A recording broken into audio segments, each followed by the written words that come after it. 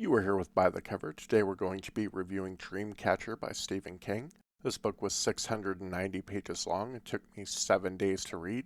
I would rate this book a 9.3 out of 10. This review will contain spoilers, so if you don't want to hear this, click off now.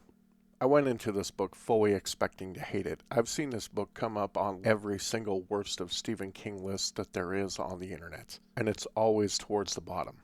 I'd also watched the movie when I was younger, and I did not like that at all. To my surprise, I absolutely loved this book. People complain this book is batshit crazy.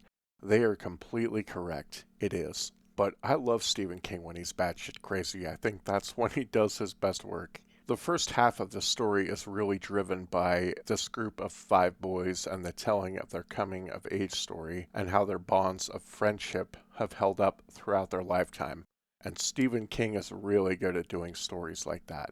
It also shows the group being ripped apart, and it delves into how life hasn't turned out as expected for a lot of them. I thought each character was interesting and lovable in their own way. I absolutely hated seeing Beaver go out. He was probably my favorite of the 5 of them. You have a great antagonist with the alien invasion and also the crazy army commander that is tasked to deal with it. The second half of the book was kind of a shift, and it dealt more with the army containment. I didn't enjoy it as much as the first half, but it was enjoyable. I just had to switch gears mentally. The only portion of this book I did not like is when the civilians were being held captive and they were breaking out of the barn and they kept chanting, "Now, now, now." That part was very annoying, and it got real annoying really quick. For the most part, I had a grin on my face a lot of the time reading this book.